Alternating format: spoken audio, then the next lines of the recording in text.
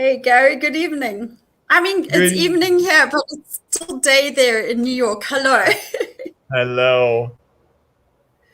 So great How to be are you, back. Gary? I'm very Yeah, well. isn't it? I'm very well. Oh, good. Me too. I'm very excited to be having this chat with you. And thank you for showing up. And thank you to everybody that's here to listen. We hope to hear from you. Please post your comments. We will look at them before the end and we can converse with you or answer any questions. So, Gary, our topic tonight is we don't know what we don't know. Hmm. And why is it so important that we do know what we don't know? I think, as you know, and most people know, I've been on quite a journey of self transformation, inner transformation, since I had an aggressive cancer in 2017. And it was only very recently, a few months ago, I think about 2 months ago, I had this huge aha. I thought, wow, I absolutely did not know what I didn't know. And that's one of the reasons I got sick or triggered it anyway. Hmm. And then I realized actually most people don't know what they don't know. So, and I mentioned it in our last live, and you was like, yeah, let's have a chat about this. So I Yes, can't wait to hear. You and I don't prepare for these things, so it's going to be very interesting to see where spirit and spontaneity leads us. So absolutely. I wanted to start off by saying, yeah, I most definitely got sick because the thing I didn't know, or one of the reasons I got sick, a big trigger, I didn't know the suppressed emotions I had within me. I didn't know the distorted world views. I didn't know that I had dysfunctional coping mechanisms. I didn't know that I had addictions. Yes, I drank quite a lot of alcohol, but actually I was addicted to work, to overachievement, to people pleasing. I didn't know I was codependent. I didn't know I was a rescuer. And I mean, I was a perfectly functional person. I had a good life externally. I was successful. I had a good business. I traveled. I was spiritual. I was exercising. I was eating healthy. I was leading a completely anti cancer lifestyle. And I knew already then in June 2017, but in hindsight, now it's so obvious that it's what I didn't know that was going on internally in me and running my show that Yes. actually triggered my sickness. And that's what psychoneuroimmunology is now proving. Hmm. Hmm. Absolutely. Absolutely.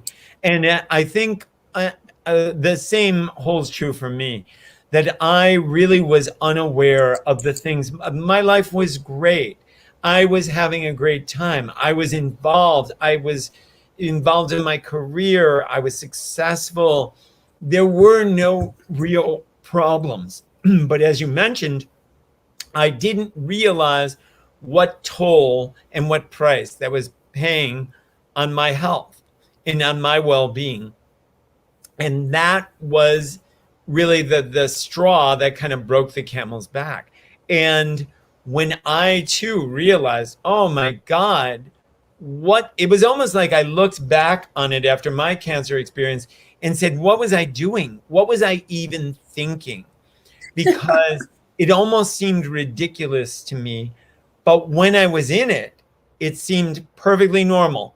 It seemed like, striving for the best, doing everything you need to do, working hard, helping people, being successful. It all looks great on the outside. But then when you really uncover it, you go, oh my God, look at what I was sacrificing of myself, what I was doing to me in order to do these things. Look at how I was stretching myself, manipulating myself, forcing myself.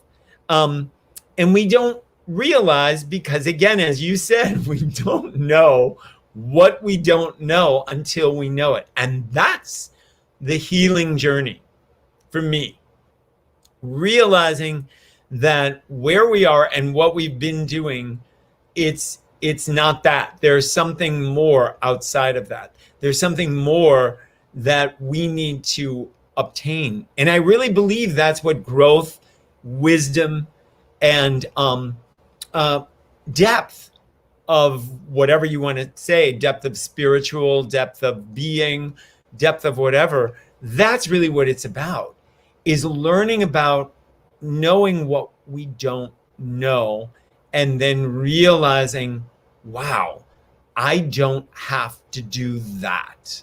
I don't have to do that in my life, and walking away from it. Yeah, but I mean, I think that we can be gentle with ourselves for not having known what we didn't know, because it's not deliberate. The thing is Never. that we grow up with conditioning, learning from family and society, and often trauma. Many people go through trauma, and even small traumas can create an internal state in a child that ends up running their show as an adult. And I think that's the part we don't know, and that's the scary part. So some of us, like you and I, had so-called healthy coping mechanisms, because by the age of 7, apparently, our subconscious program is in place. And that makes up 90% of us as human beings and how we operate. So on a 10% level is our conscious, 10% or 5%, some people say. That's where we can gather knowledge and insight and spiritual wisdom and teachings, read books, do courses. But as long as that program, which is the 90%, which is in place by the age of 7, some people even say 3, as long as that's running the show, what's actually running our show is our child, the wounded child or conditioned child. And we don't know that, especially those who had so-called, had functional coping mechanisms, working hard, people pleasing. So we presented as really nice people, popular, helping a lot, but to the point of maybe our own detriment. I'm giving too much, not receiving enough. I'm talking about myself, not being able to be authentic and draw boundaries, not being able to look after myself, overachieving because I was deeply insecure. That doesn't mean I can't be a successful person. All of those things in themselves are okay, but only if they come from the space, as you say, of authentic self or higher self or the divine self, which is how we're born. Absolutely. And we were there and we all had it. And then slowly our programming is what gets us lost.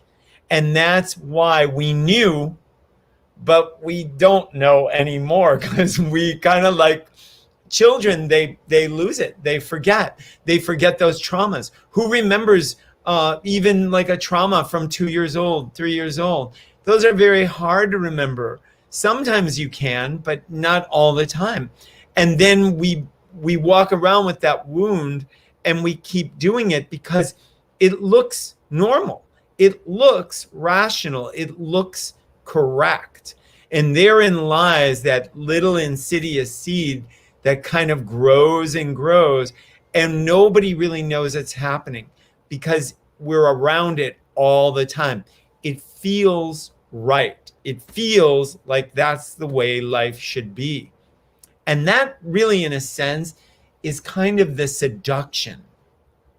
And I like to think of it as almost evil, the seduction to evil, because it feels like I'm not doing anything wrong. I'm not doing anything bad. I'm a good person. I'm very, very good. But yet I'm stepping all over myself and sometimes other people unknowingly. I have no idea what I'm doing. And, we see this proof just in marriages, for God's sakes, divorce rates. People do it and they loved each other and possibly still do, but they can no longer see it because they slowly stepped on things so much They have no idea. They blame the other, when in fact, both are responsible for what has occurred. And, that's a famous story. The ex-wife blames the ex-husband blames the ex-wife. And the reality is they both participated in the downfall. They both participated, but they didn't know. And then my problem is a lot of people, when they don't know, they project it on somebody else. Now you're in trouble. Because when I got my cancer, I got my cancer. Nobody else got my cancer. When I did what I needed to do for my cancer, I was responsible. I took responsibility. Nobody else was responsible. Unfortunately, we live in a world where people want to make others responsible for them. And that's a problem. You want to make the doctor responsible, or you want to make your friends responsible, or you want to make whatever, God responsible. It doesn't really matter. It's happening to you. You created it. It arose from within you. And then people want to go, oh my God, I can't deal with this, and check out. And that's why I believe some people are not as successful in their healing as other people. Because there are those that really say, wait, this is mine. And it's not just my disease. It's every aspect of me that helped to create that disease. And I have to look at that, not just look at just the disease and, it's going to be fixed by just this person or just this operation or just this doctor. That's highly limiting. And that's the road to doom. That is the road to eventual doom. Yeah, I think the thing is, Gary, we have not been socialized and taught to live from the inside out. Actually, a lot of us, I knew that intellectually, but honestly, I wasn't doing it. I think that we're very prone to look outside of ourselves for healing on all levels, for validation, for love, actually. And yes, we can be helped by outsiders. There's no doubt that a certain coach really, really helped me on my journey to healing. But until we take responsibility for everything, and that's not about blaming ourselves. So people also say, don't look back on the past because you don't want to dwell in it. But we have to go there to understand why we behave in certain ways as adults, not to judge it or dwell on it. And as you say, if we get sick, it's not about beating ourselves up because we caused it, but looking at why did it present itself and where can I take responsibility there for healing it? So it's actually. Absolutely. And again, we can't blame ourselves because we didn't know. So we're back to really the conversation. We didn't know what we knew. We had no idea the road we were going down. And again, I've seen this happen with people, not just with disease or cancer, but any addiction, any problem that they're having. They didn't realize when they did it what was going to happen. Nobody does. Because if they knew, they wouldn't have done it. And that's every gambler, every drug addict, every person who has had anything that has come in and kind of taken their life down. They had no idea it was going to end up where it ended up. So nobody can blame themselves, but yet everybody must take full responsibility for what they did because they did it. Nobody had a gun to their head and saying, you have to do this. You have to do it. And if you don't do it, you're going to die. We did it freely. I did all of my things freely. And then my cancer slowly evolved out of those free choices, unknowingly, not knowing what I was getting myself into.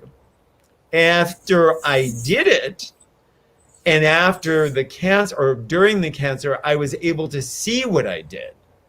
But that was hindsight, which, remember, is always better. Hindsight is always the great teacher, because all of a sudden we see from a larger perspective. And Anita Morjani talked about that in her book, how she really saw when she had a near-death experience, those of you that don't know, and she saw how her life had unfolded in the broader picture. She said it was like a tapestry, and how she wove into the tapestry, and how she connected to all these other things, which created more of her world. And that's what I like to see, is that, yes, we're always the creator and we are responsible, but we don't know until we've been shown it and until we see it. That's why I always tell people the greatest blessing of my life was this cancer. It was revolutionary. I mean, it was revelatory. It was everything you can imagine. And it gave me such insight that I feel it almost felt like an ascension. I mean, it really did.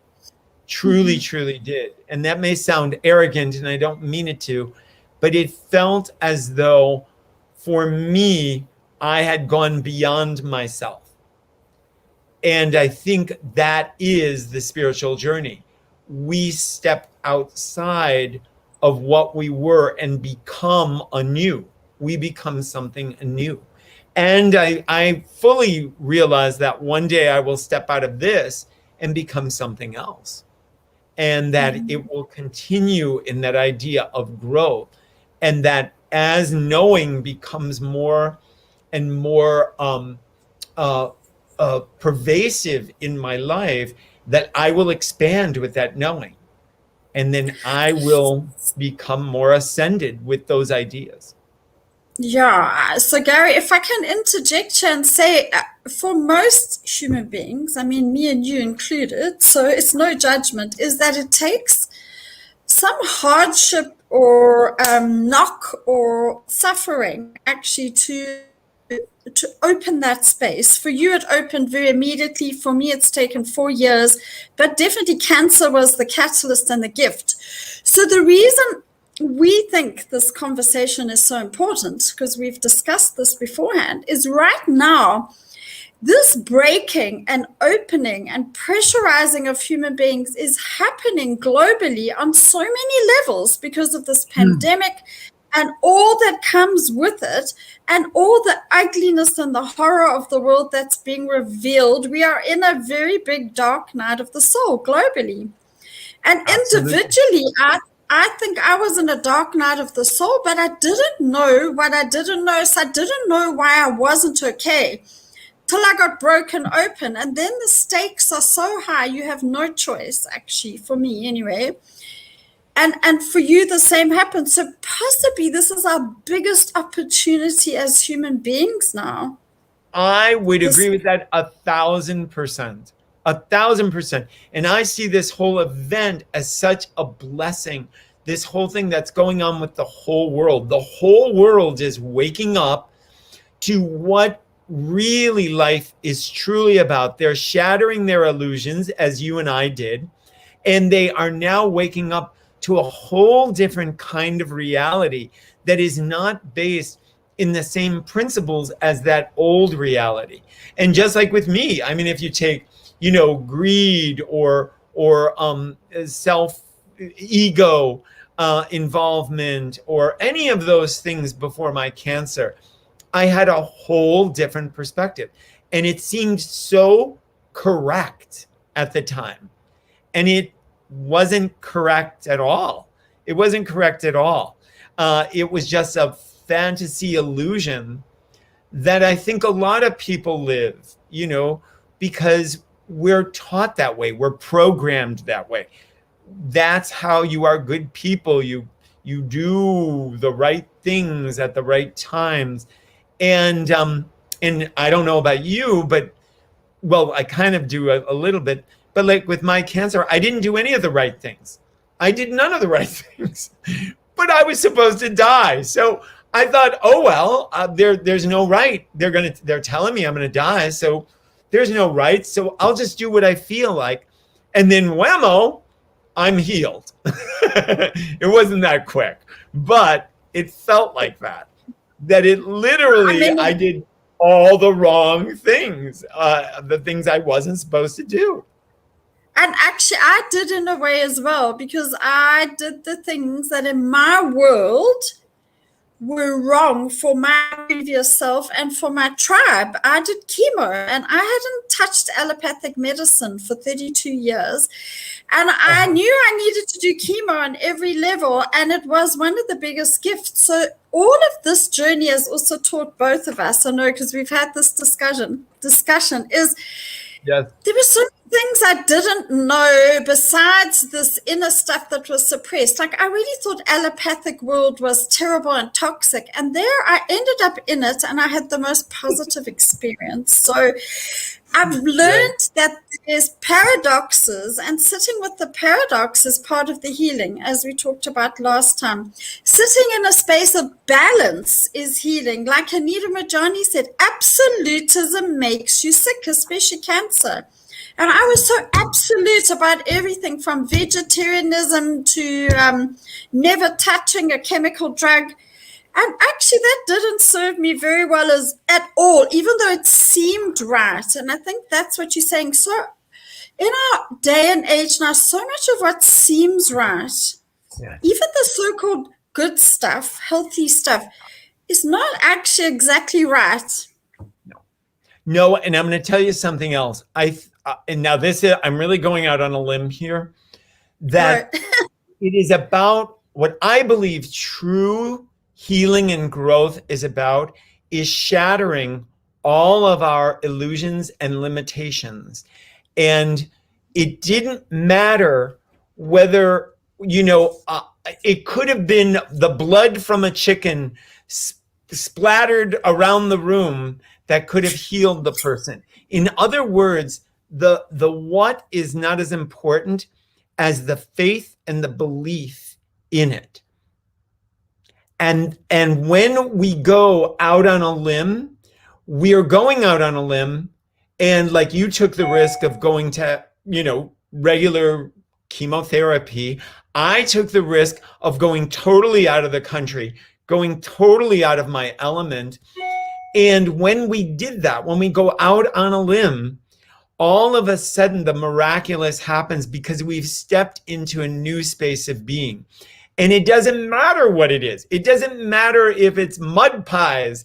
It just means that we're now in a new space. And when you're in a new place and a new space, you can hold an energy that you've never been able to hold before.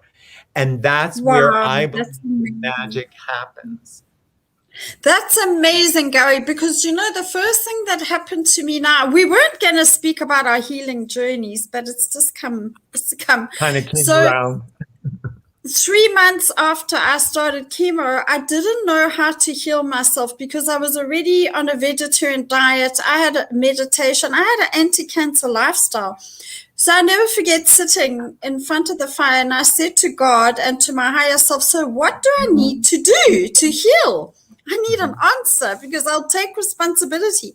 And you know what came to me? The first thing was throw out every single belief system you have, every single one, and start on a clean slate. And I was like, what? I'm 56 and I had such absolute opinions about things and they were all good things, like vegetarianism and very good.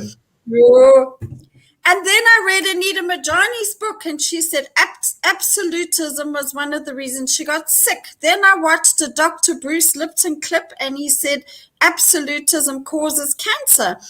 So I found myself in this space without an anchor because those of us that are brought up with some trauma and we develop coping mechanisms, we end up becoming very controlling, actually, and absolute, and we try and control our world. And I thought I was doing all the right things to control my world, but I had to start on a base of nothing. And you know how terrifying that was. And that's exactly, as you say, when the magic started coming in and the miracles, and it wasn't what I expected. Some of the things were like, I have to eat meat sometimes. I was horrified. I No, didn't want to eat yes. animals. Yes. And here's the deal. You were horrified and it helped. But there are other people who would love to eat meat and it doesn't help because they're being broken open to something new. They're going beyond that system. And it's kind of like if you're an artist and you know all about red and green, you know what I mean? Then all of a sudden that your art breaks open because you learn about yellow and blue. That's really the crux of this, and really the crux of this global event that's going on. I mean, you've got some people that only know about yellow and blue, and some people that only know about red and green. Well, we got to know about all of it.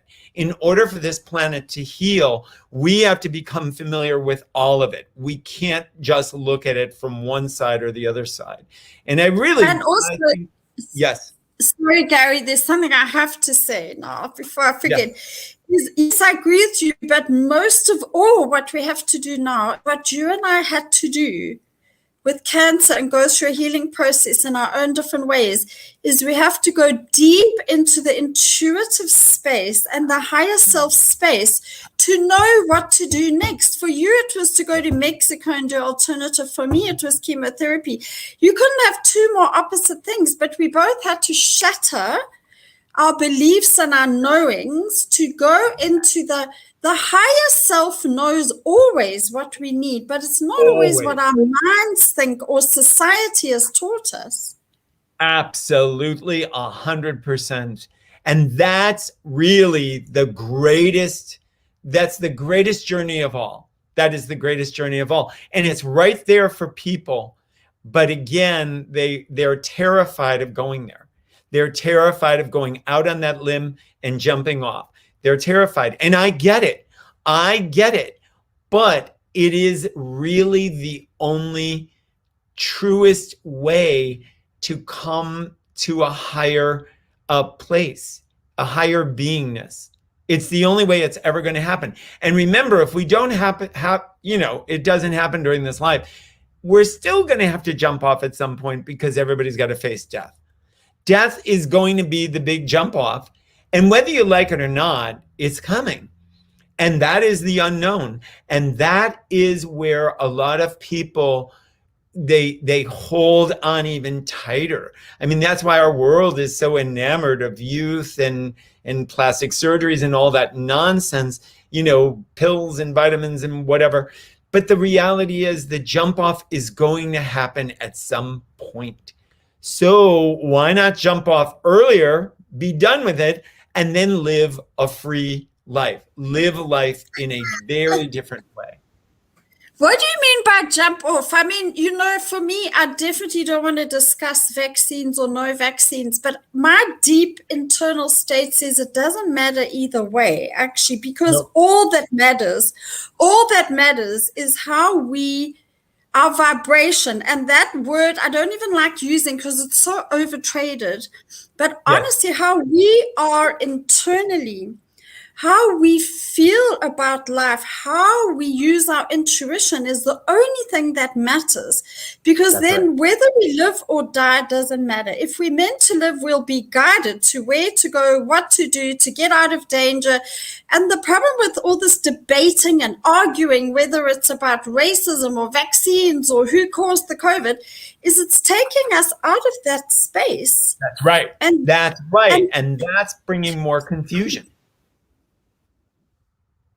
Confusion and chaos. And remember, that is the detriment. That is the evil that we do to ourselves, because nobody can take us out of that space unless we allow them to take us out of that space.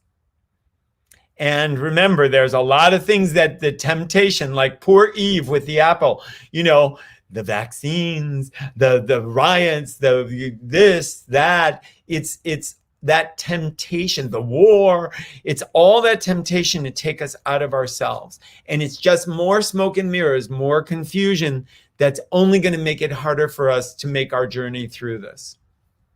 And what we don't know, we fear, actually. I realized that through my own internal journey. And now, interestingly, I have no fear at all of the external circumstances. You probably don't Me either. neither. My only fear I have, if I have one, is that I do not maintain an internal state that will navigate me through this, whether it's getting sick, not getting sick. That's my only anxiety sometimes. Right, because if we lose the internal state, I look at it this way, if we fall off of our internal centeredness, we are going toward the bad or the evil, or we are going to chaos and confusion. And chaos and confusion by its very nature is, in a sense, I mean, we could say it's satanical. It is about manipulating and dividing the individual. And whenever that occurs, you know it's always egoic and man-made. And when we stay in the heightened state, it's always of the great source or God or whatever you want to call that, where we are now one with our power, as opposed to being the victim and powerless. And for me, those are the only two decisions. Are you going to be the hero, or are you going to be the victim? Are you going to go forth fearlessly, or are you going to be terrified? That's really it. That's really it. But Gary, I'm going to say something which might be quite controversial. I don't know, but I have to say it. I think that, and I don't know how many people will resonate with this, and I don't even know if you will. We never discussed it. But I think one of the biggest potential traps at the moment and the potential evils is evil disguised as good. Yes, so I do agree. And remember, that's how Satan got, Eve to bite that apple. That is the biggest danger. And so when I see people on the so-called light side or spiritual side or positive side getting into debates about things, I think they're creating as much division as people on the so-called bad side, because that's the dividing rule. Correct. That is the dividing rule. And remember, I don't think either side really cares about the semantics. I think they just care about the division. I think that's really what true evil is about. It's about, like poor Eve. I always go back to Eve because it's simple. Just bite the apple.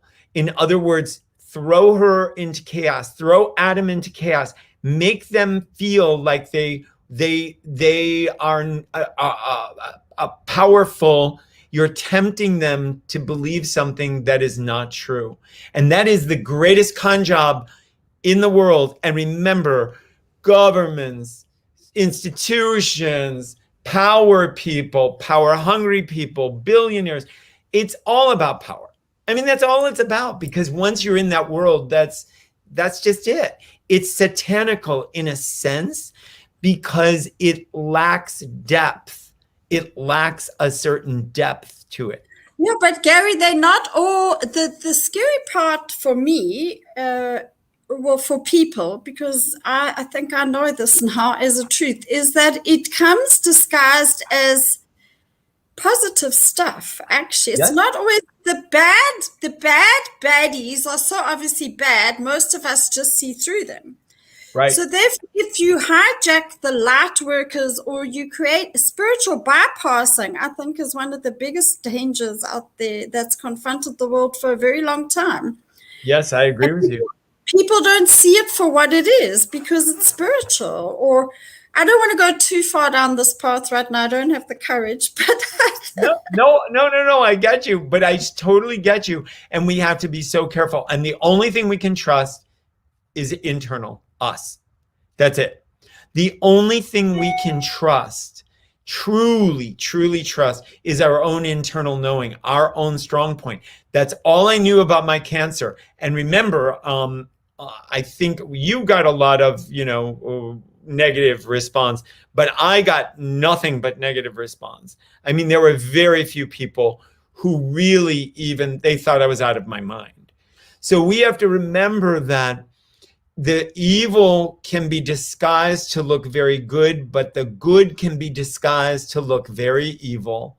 And we have to remember that there is no way to really be clear except within your own true self. Be true to thine own self is really the only way you can really get through this, because it is like going through a minefield. You just never know where you're going to step, where there's going to be a mine or where there's not.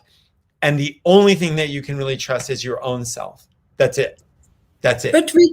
So the reason why I wanted to have this topic discussed, Gary, is because if we don't know what we don't know, as in if we don't know that our conditioning and our trauma responses are running our show, then we're never going to be able to be deep in intuition and higher self space, because we're born as a spark of the divine. That is our natural state. However, that can be layered over by childhood conditioning, trauma, socialization. I mean, in our generation anyway, we were encouraged not to feel emotions. Never mind encouraged, we would probably be punished if we felt them. Yes. So we grow up as adults really with coping mechanisms and dysfunctional patterns, as I've said earlier, and addictions that we don't even know we have because we're presenting so well. So that's why these kind of discussions are so important, because people need to start becoming very self-aware and start seeing what they maybe don't know within themselves that's running their show. Because if they don't, how are they going to access very deep intuition? Because how do you know what's intuition and what's ego when you haven't unlayered all those layers of conditioning and trauma? That is beautifully said. Beautifully said and beautifully stated, and really exactly the crux of this entire conversation. That is it. And once a person can do that, they're impenetrable. They are now their own being of light, and they will shed light wherever they need to go, and they will help whoever wants to be helped by that light. And that's the end of it. That is the total culmination of everything. So I love that, Antoinette. That's wonderful. Simply wonderful. You know what's so incredible, Gary? You and I don't even know each other. We live in opposite parts of the world, and this incredible synchronistic connection. That's how powerful this is. Am I right? Exactly. And even the fact that we found each other because we live on opposite sides of the world, and the fact that, our stories have such similarities to them. But are there any coincidences?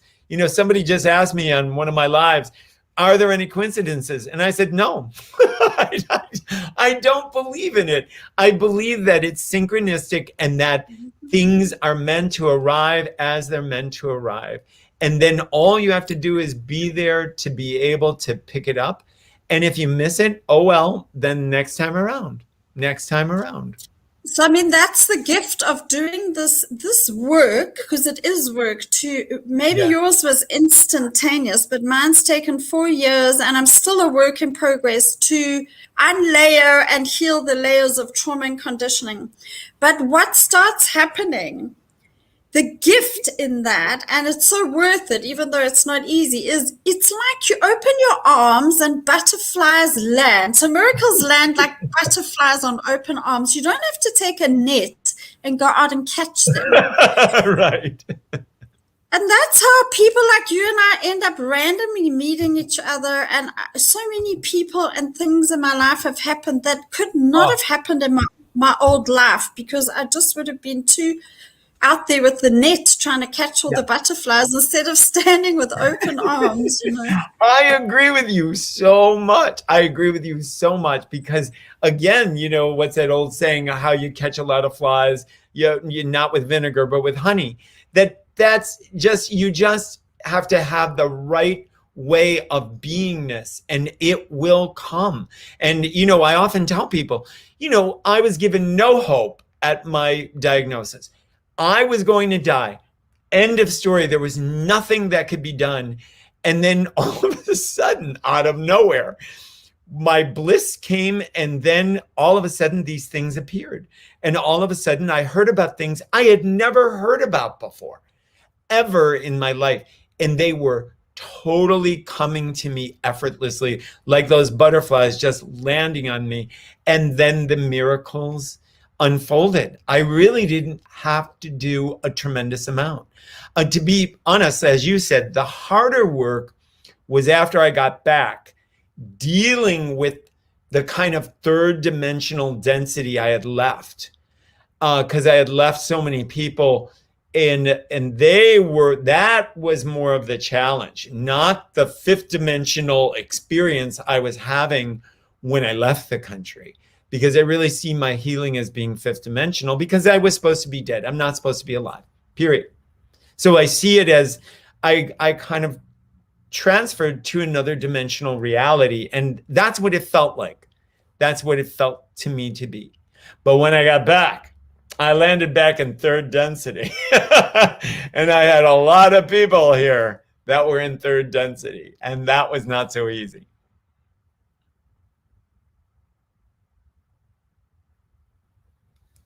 Oh, did your sound go off? I think your sound is off. Yeah. Can you turn it back on? Sorry, I pressed there. something by mistake. Lucky my sound was off because I was swearing. Gary, we've got quite a few comments here, but I must say you and I have had the same journey, but in a very different way. I did not go into 5-dimensional state, and I've had to work through through all my subconscious stuff and my programming, and I can't say it's been easy, but it has created an outcome where I can more and more access unspeakable peace and joy, and that fifth dimension, if you can call it that. But yeah. I think the one thing that cancer did, even while I was still doing all this internal work, is sometimes it takes a great shock to wake us up to what's real and what is worth fighting for. So I knew I had to give up my business, that I didn't want to live where I lived anymore, that I wanted a different life. And I had been waiting. I don't know how long I was going to wait to have that life. And I changed everything in my life. So that's another difference with us. It's interesting. You went right back into your old life, which I find fascinating. It must have been very challenging.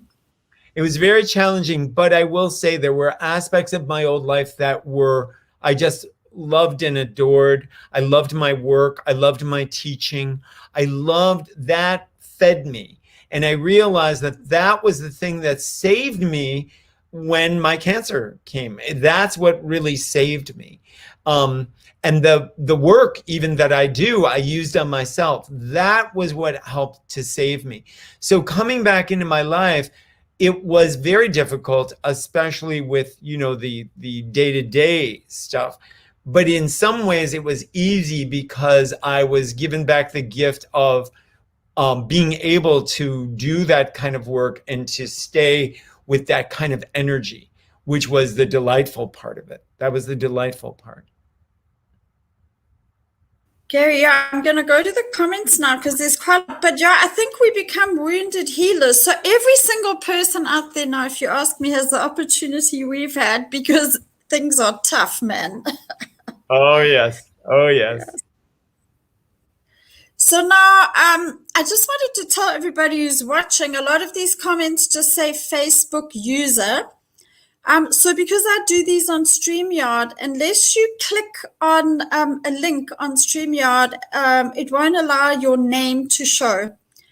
So if you want to stay anonymous, that's fine. But if I read out these comments and you want us to know who it is, please just type in your name. So the first Facebook user says, hello, Antoinette and Gary. Excited about this evening. Well, morning for you, Gary.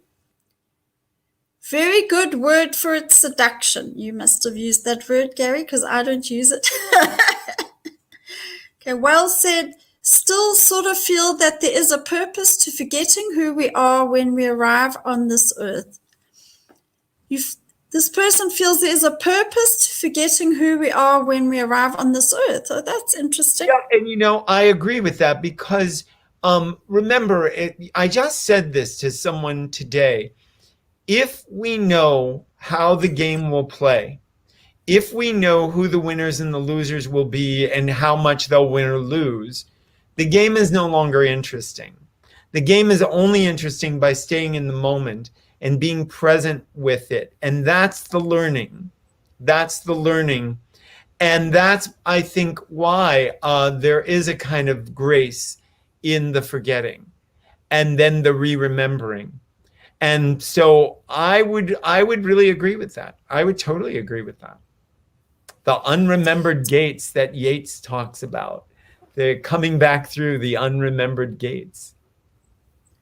So I suppose our journey is to reunite with who we really are. So we all come and we forget it, and then I guess our journey, what do you think, is to reunite with it? Reunite. And I think that's why we hear these terms in Catholicism or religions of resurrection, reborn, rebirth.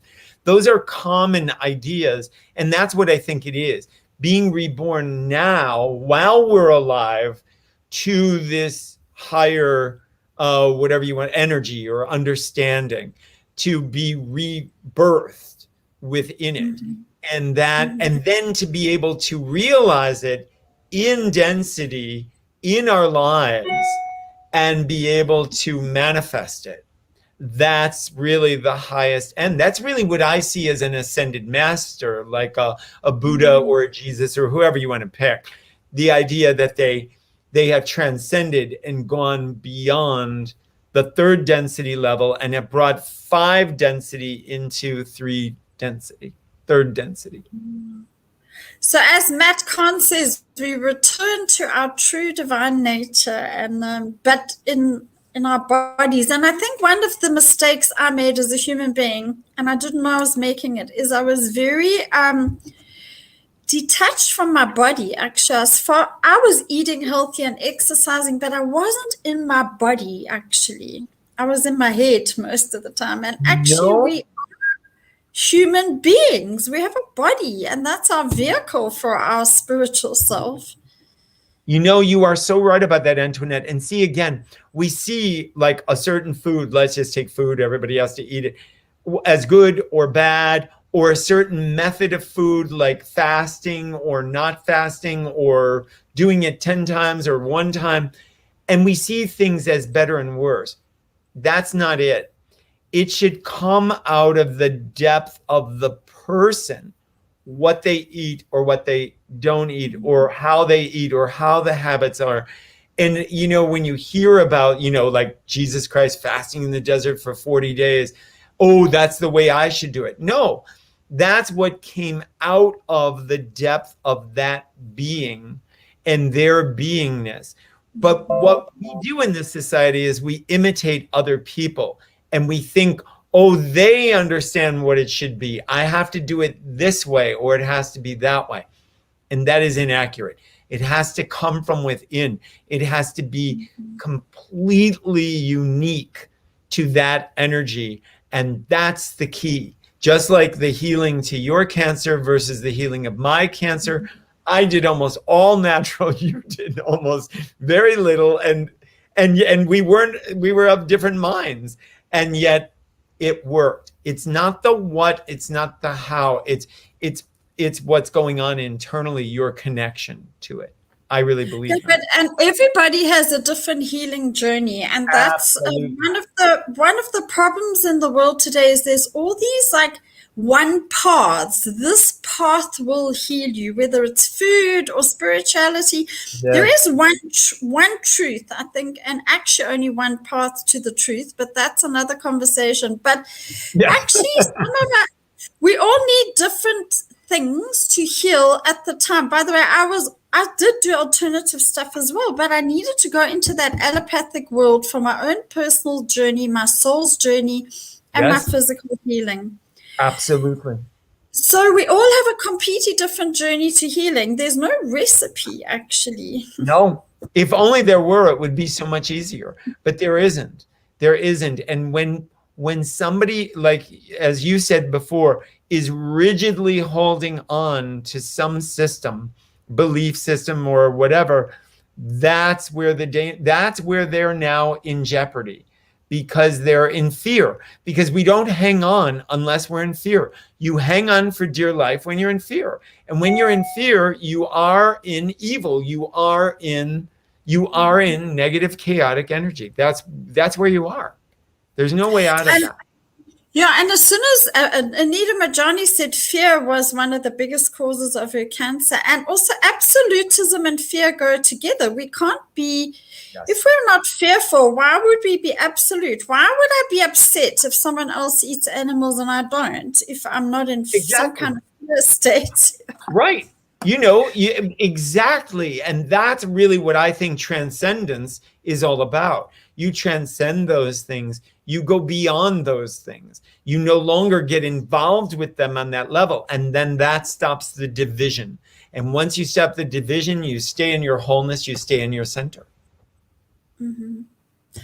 Yeah, and if you get judged, you get judged. You don't have to. I used to want to be liked by everybody, and now I'm like, well, some people aren't going to like me. Full That's stop. right. And I always tell them, hey, they crucified Jesus, they murdered Gandhi, and they killed, Martin Luther King. It's like, guys, that's just kind of the way it is. And not all of us will die. Not everybody did, but there are those that, they just take a shot at them because they're looking at something far greater and far bigger than just this mundane level. And there it is. There it is right there for all of us to see. Okay, I think we better do some more comments. We'll have to have another conversation.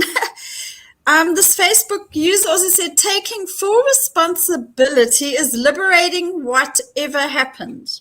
It is. I couldn't agree more. The responsibility is all, because remember, our reality only happens within us. It doesn't happen within anybody else. Remember, nobody can see reality the way we see it. Even if you love them and you're married to them or they're your child, they will never, and most parents will agree, they will never see it exactly the way you are seeing it.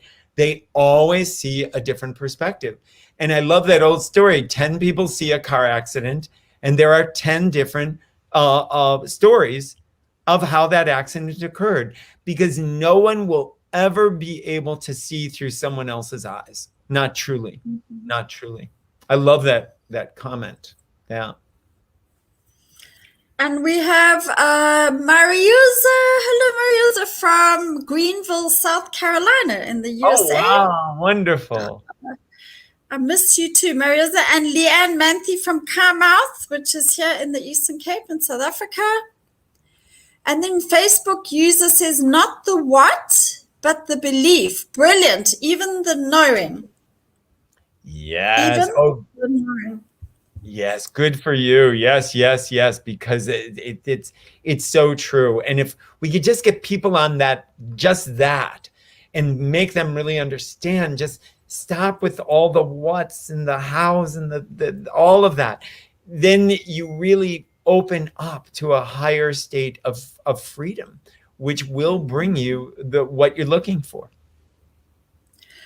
So I don't know if Facebook user wants to say who they are, because there's wows and oh yeses and anyway. Oh good. That's fabulous. Very anonymous. That's fabulous. Alex Anderson's here. Hello, Alex. She said that's brilliant. Facebook user, yes, experiencing all of it. There is no good and no bad. Yes, I love that. And boy, that's what I realized. The one thing my journey really did is, even when I fell into something that looked really bad, like really bad, and I write about this in my book, where it looked like curtains. There was no way out. I did not see it as bad. Once I got in charge of it, I was like, what are you doing? You're going to die anyway. What could be worse? There's no bad here. So calm down. And that was what I really believe saved me, because I didn't ever go to that place of terror. I just never went there. I just never went there. I almost would, but then I would catch myself. And I think that was part of the old habit dying, that habit of going right away to, oh my God. And then I just caught it and go, what am I doing? What am I doing? It's exceptional that you could do that, Gary. Wow. And I think it's the same for mental disorders, because I've also had to heal myself, or am in recovery from borderline personality disorder. And I've realized one of my biggest turning points for healing my mind state was to be okay with this very hectic mind that sometimes terrorizes me and seems so evil and so awful and so and actually full acceptance of that has been a major turning point for me, actually, and compassion with that mind and myself in that state it seems very paradoxical to healing, but actually it's that very paradox that if one can sit in that space, if you've got that kind of mind state, like you could sit with the horror of whatever you were going through, then the opposite also happens. Like that's when the peace can come and the joy. And to be honest, they are going on at the same time. It's just that the mind focuses on one aspect versus the other. And that's why I love that analogy. Is the glass half full or half empty? It's both. So it's all about how you're perceiving. The half empty is always the chaotic side, and the half full is always the bliss side. And so once again, it's right there in front of us all the time. Nothing has to change other than what's going on within us. And you knew I'm an Alexander teacher, for those that don't know, but we've worked with that, and how something so simple internally can affect and change everything on the outer, and how powerful that is. We forget that that's very, very, very powerful. Yeah, in fact, Gary, you must have a chat about the Alexander technique, because such a simple thing can make such a big change. And I think one of the reasons we're having this conversation about knowing what you don't know is that you cannot live and experience that paradox, which is where the healing lies on every level, if you're not showing up to acknowledge the so-called dark side, the suppressed side, the shame, the anxiety, the resentment, the bitterness. None of us want to show up to feel that, because we've been socialized not to. It doesn't feel right, and we've been spiritualized to be zen and peaceful all the time. And actually, how the heck, as Brene Brown says, how do we access creativity, joy, and all of that if we cannot access shame? And all the other things, they all go together. They truly, truly, truly do. And people, you're right, are taught to stay away from the negative, the dark side. And yet there's where a lot of gold is hidden, on that dark side. And where else would you hide gold? You wouldn't put it out in the bright sun. You'd hide it somewhere. You're so funny. Okay. So it's not easy to go into your higher self when you're dealing with the shock of where you are with cancer. Yeah. Could you read that one more time? Because I think I got lost in the beginning. It is not easy to go into your higher self when you're dealing with the shock of where you are, as in cancer. So I assume maybe this person has cancer. Yes. It's very, very difficult, because again, most times cancer broadsides us, hits us out of the blue, like us. We totally don't expect. And if we have never had to deal with being broadsided like that, and then the first time we get broadsided is with cancer, it is a very, very difficult situation. Luckily, I know in my background in life, I have been broadsided with many different things going through, which is why I think I do the work that I do with the Alexander technique. But when you are broadsided, what you have to remember through the whole thing, no matter how horrific it is, that's only one side of it. It's only one side. And whatever the diagnosis is, It's only one side. It is not the opposing side. And everything on this dualistic universe always has two sides, just like every coin has two sides. And you have to remember there is another side. Even though you're not seeing it, you're not experiencing it, you are down in the dumps, you are horrifically depressed, whatever the case is. And I've worked with people like this. But there is another side. And if you can just believe that there is another side, it will start to reveal itself slowly. It really, really will. And I've dealt with a lot of people who had no hope, nothing. And even though some of them did die, they went out way happier and way better than they would have if they hadn't found that other side, looking at that. But Gary, we've also discussed in a previous conversation, but I don't know if this person was present then, that for both of us, we had to accept the horror, feel the horror, accept the death as a potentiality, because so many people also say, oh, don't say you might die, because then you will die. You've got to just decide to live. But I had to accept death. I think you said the same. I had to. Knowing I did want to live, but I also had to accept that I might die. And I can't say I wasn't in horror and shock, and it was awful. I mean, it's not like it was all love and light. And I mean, I don't know, maybe for you it seems to have been that way. I did have shock and horror and stress and horrific stuff going down. But when I sat down and I decided, well, what do I do with this? Because that's the only choice we have. You know, I've got cancer. It's not just going to go away. So what do I do with this time, you know? And yes. So firstly, I have to decide if I want to live or not, because not everybody wants to live. Actually, they think they do. But if your subconscious wants to die, you're going to die. So you have to decide if you really want to live in this human body. If you can try and not blame yourself, but look, like you said earlier, on what role did I play in this? Possibly for different people, it's different things. Then I know where the work lies for me to heal myself. I think. No, those are really, really, really good points. And again, I was fortunate, and I offer this to other people, in that I had no hope. I was not given any hope, any chance of survival. And what I will say about that, it puts all the cards off the table, and you no longer have to play the game. Sure. It really clears the table. And clearing the table sometimes is the best thing you can do.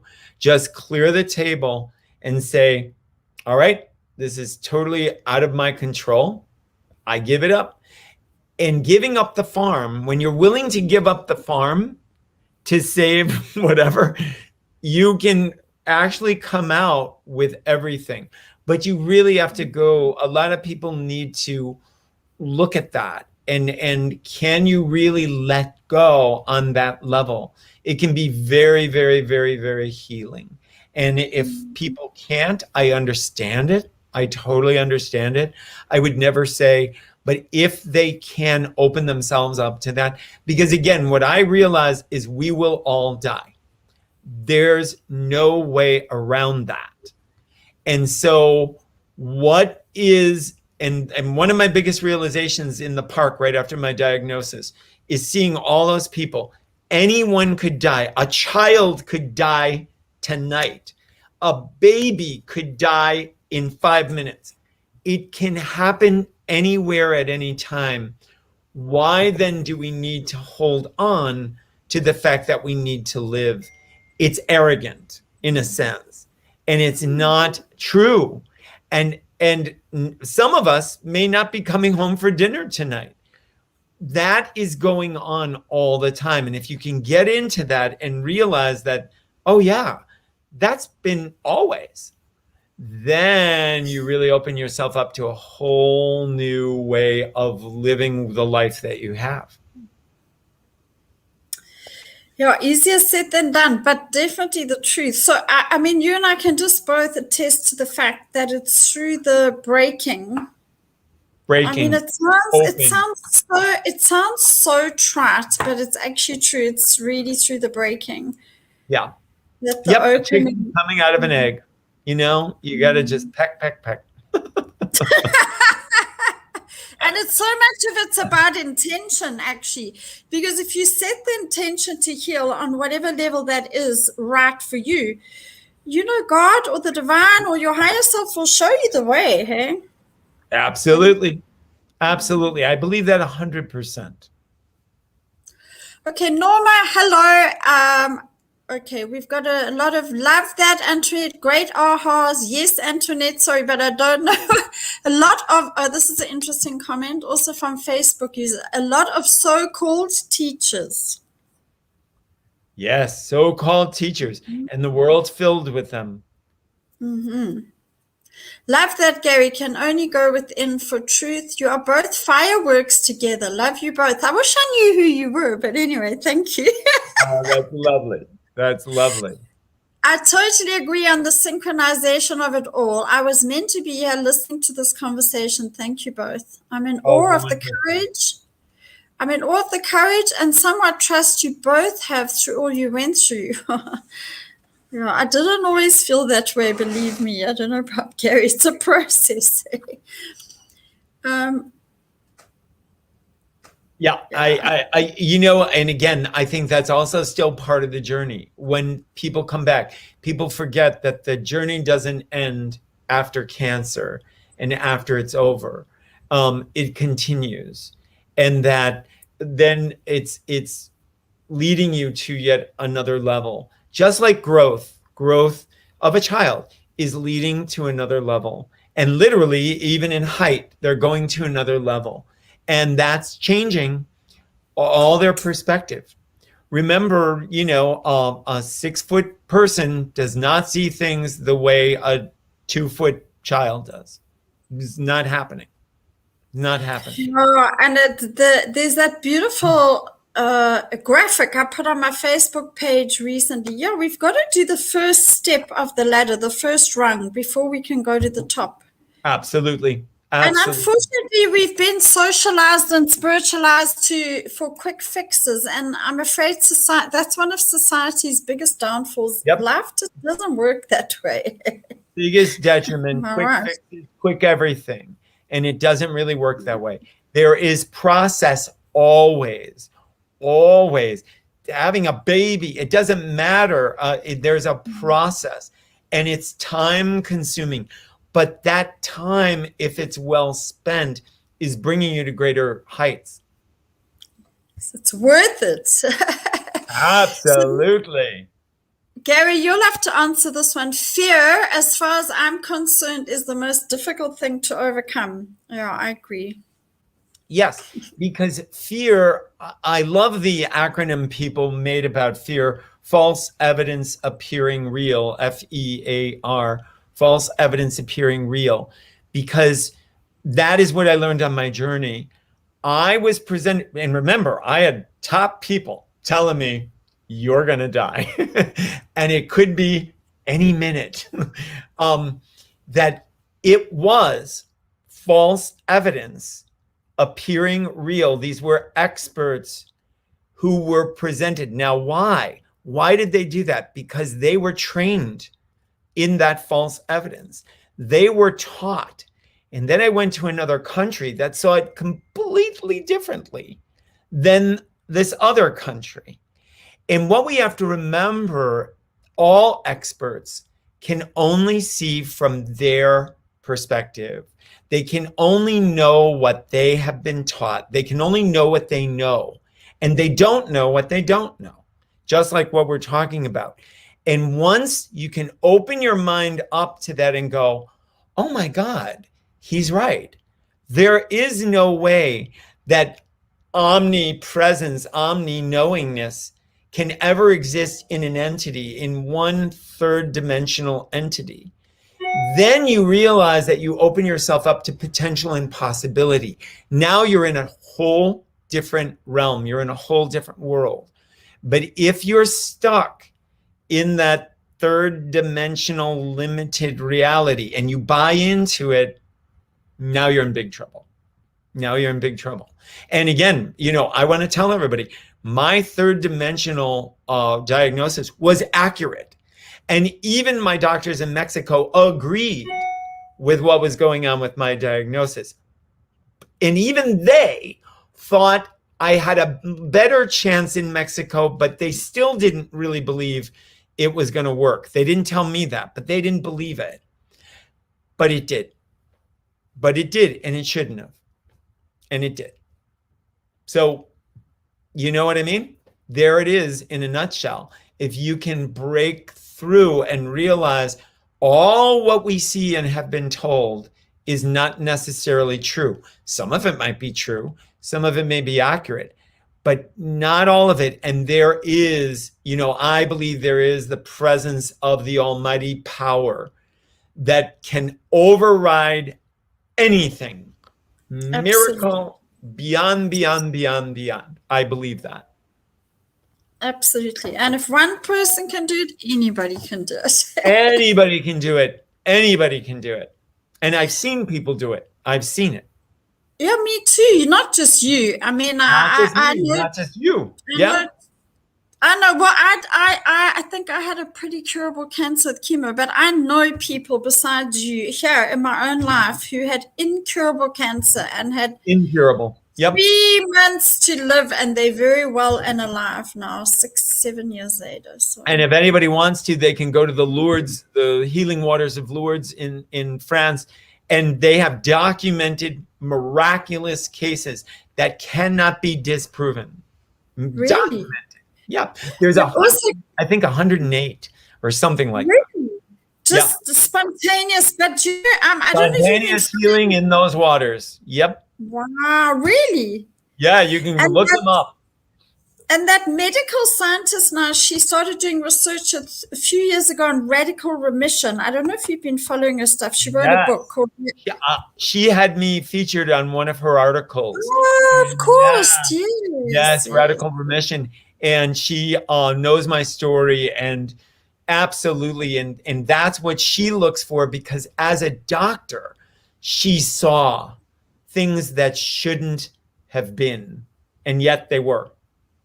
And that's when she started going, something's going on here. Something's going on here that's deeper than the eye. And that's where radical remission came from.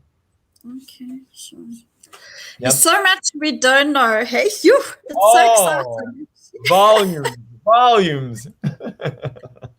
Okay, let's quickly run through the rest of the comments because we're so over time. Gary, for me, this was an awakening. Am I making my decisions out of fear or because I believe it's good for me?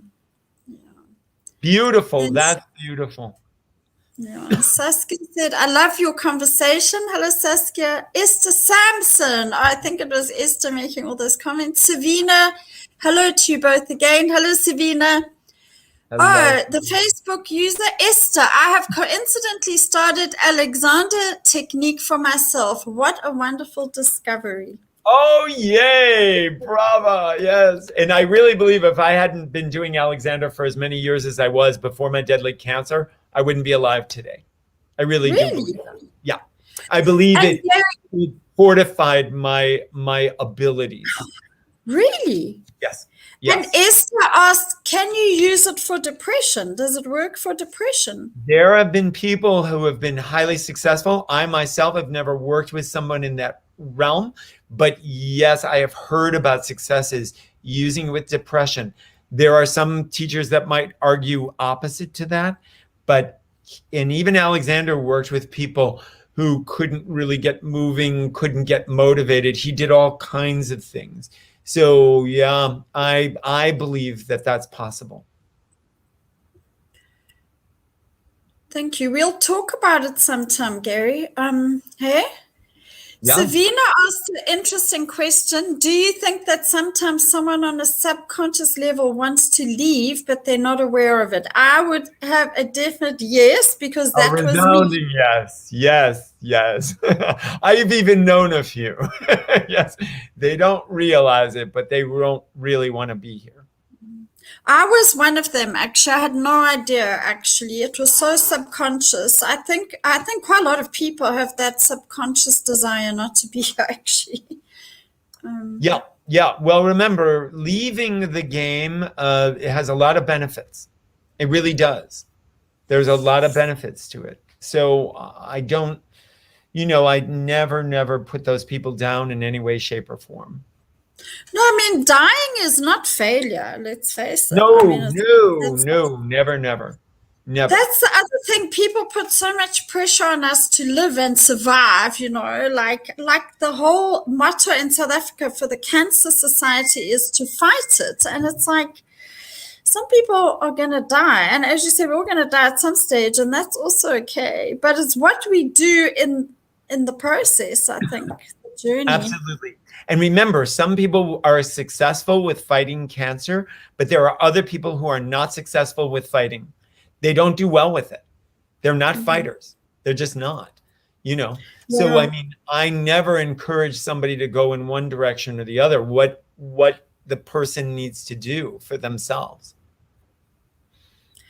Yeah, you made that point last time, and it really, I'd never thought about that before. You're right. For some people, maybe, once again, there's no one size fits all. Some people fighting works. For me, it wouldn't have worked. I could not have fought it. Yeah, it wouldn't have I, worked for me. Fighting wouldn't have worked. I would have been exhausted. I was too exhausted by my cancer.